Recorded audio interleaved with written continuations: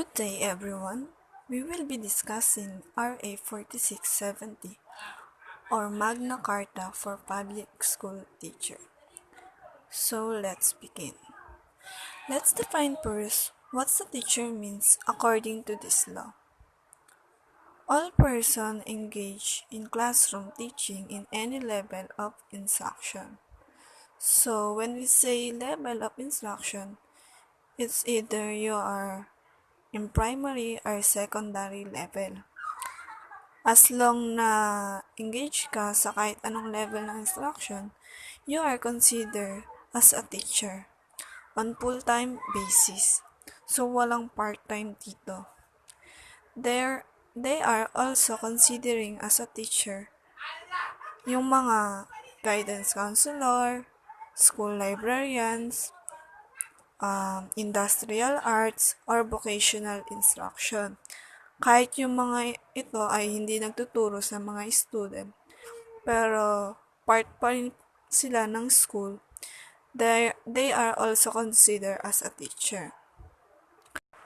And kinoconsider din nila as a teacher yung supervisory or administrative function, yung mga principal, kahit hindi sila nagtuturo, but they are also considered as a teacher. So, based dito sa provision RA 4670, meron silang hindi kinoconsider as a teacher. Ito naman yung school nurses, school physicians, school dentists, and other school employees. So, dito naman tayo sa qualification. According to this law, sa RA 4670, ang teacher daw sa kindergarten and elementary grades ay you must at least have earned a bachelor degree in elementary education or BSS Ed. However, for the teacher of secondary school, you must earn at least bachelor degree in education or its equivalent with a major and a minor, or a bachelor degree in arts or science with at least 18 professional units in education. Then for those teacher of secondary vocational and 2 years technical courses, you must at least earn a bachelor degree in the field of specialization with at least 18 professional units in education. And for the teacher of tertiary or collegiate level, other than vocational, master's degree with a specific area of specialization. Republic Act 4670, Section 5, Tenure of Office, states that the stability on employment and security of tenure shall be assured the teachers as provided under existing laws. Subject to the provisions of Section 3 hereof, teachers appointed on a provisional status for lack of necessary civil service eligibility shall be extended permanent appointment for the position he is holding after having rendered at least 10 years of continuous, efficient, and faithful service in such position. Mahirap ang trabaho ng mga guro. Mahirap at mahaba ang proseso upang maging isang profesional na guro. Kung kaya't, dito sa Republic Act na ito ay nais bigyan ng seguridad ang mga guro sa kanilang panunungkulan sa kanilang serbisyo na magkaroon ng permanenteng trabaho. Hindi sila pwede basta-basta alisin sa kanilang serbisyo nang walang sapat na dahilan. Sinasaad din dito na ang mga appointed teachers on provisional status dahil kulang sa civil service eligibility ay mabibigyan ng dagdag na mga taon at permanenteng panunungkulan sa kanilang trabaho kung sila ay nagserbisyo ng 10 taon na tuloy-tuloy, maayos at tapat sa kanilang sinumpaang tungkulin bilang isang guro. According to the Republic Act 4670, Section 6, consent for transfer, transportation expenses, except for cost and as herein otherwise provided, no teacher shall be transferred without his consent from one station to another. Where the exigencies of the service required the transfer of a teacher from one station to another, such transfer may be effected by the school superintendent, who shall previously notify the teacher concerned of the transfer and the reason or reasons therefor. If the teacher believes there is no justification for the transfer, he may appeal his case to the Director of Public Schools or the Director of Vocational Education, as the case may be. Pending his appeal and the decision thereon, his transfer shall be held in abeyance, provided, however, that no transfers whatever shall be made 3 months before any local or national election.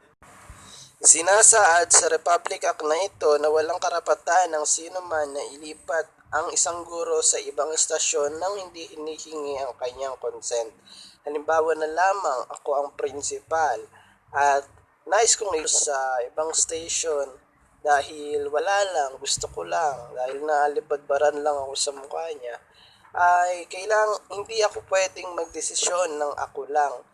At kailangan kong magkaroon ng connection with that person at hingiin ang kanyang consent. Kung papayag ba siya o hindi. Kapag pumayag siya, pwede ko siyang ilipat. At kung hindi naman, ay hindi pwede.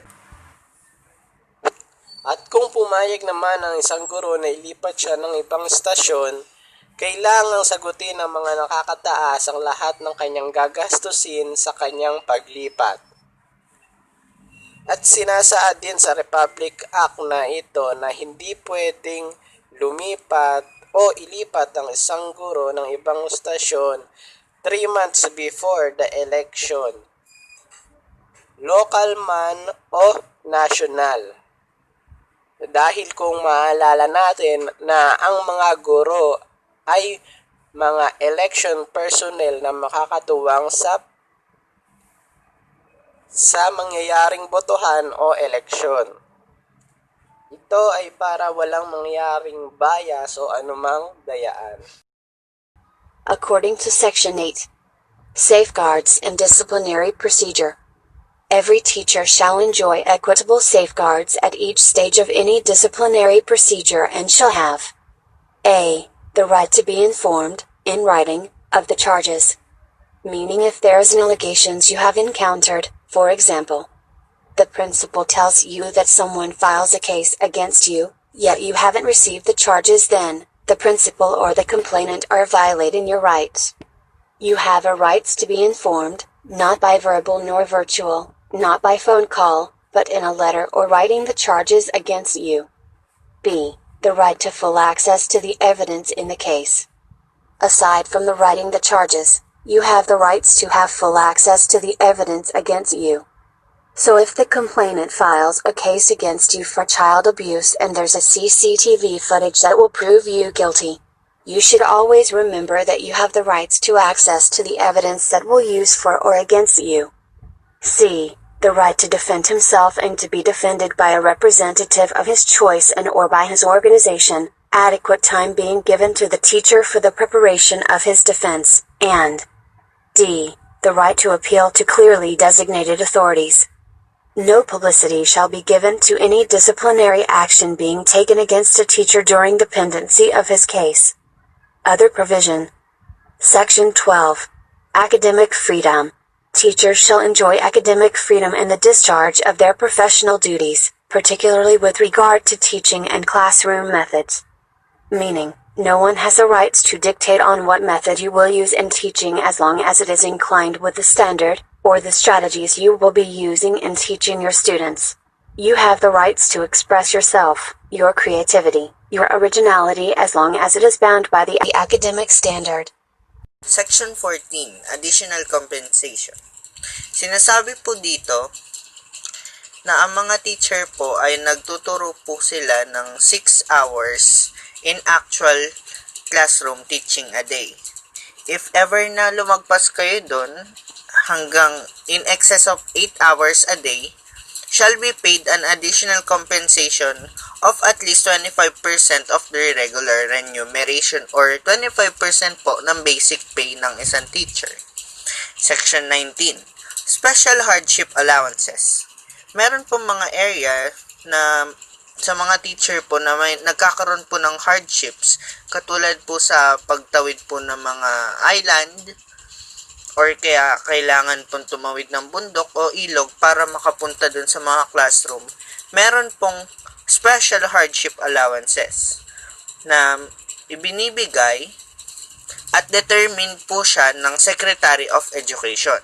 They shall be compensated special hardship allowances equivalent to at least 25% of their monthly salary. Section 21. Deductions are prohibited. No person shall make any deduction whatsoever from the salaries of teachers except under specific authority of law authorizing such deduction.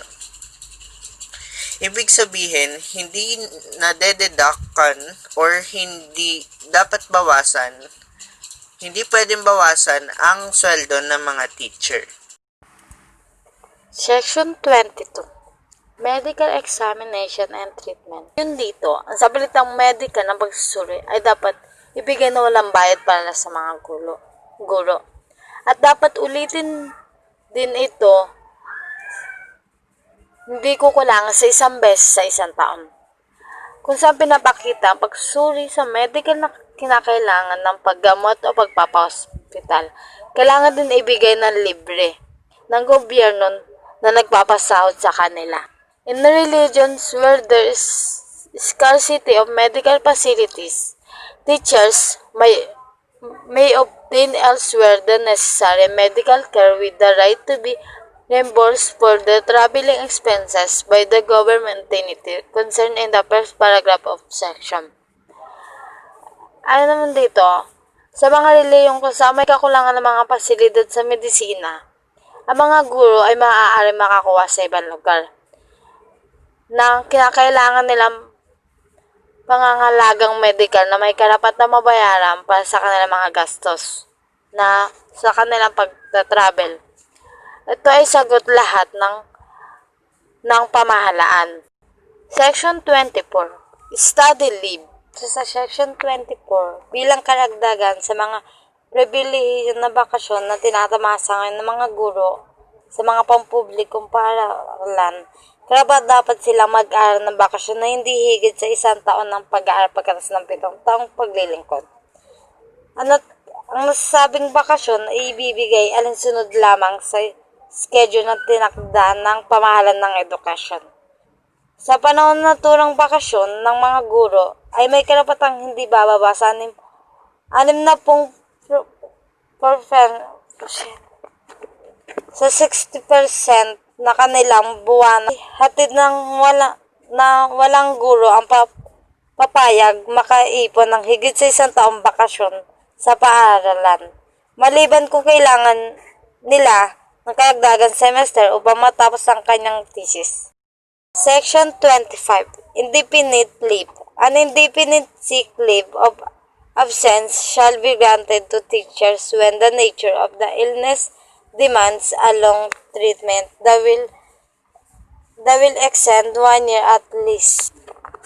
Ito namang Section 25. Ang sinasabi dito, ang leave na hinihingi dito ay yung leave na hindi kasiguraduhan na gagaling pa ba yung teacher. Itong leave na pang mahabaan kung hanggang kailan yung gamutan ng teacher. Section 27. Freedom to organize. Ano dito sa Section 27, ang mga guro sa pampublikong paaralan, sila ay may karapatang o malaya na walang nakaraang pahintulot sa iba na magtatag o sumali sa samahan na kanilang pinipili. Ito man ay lokal o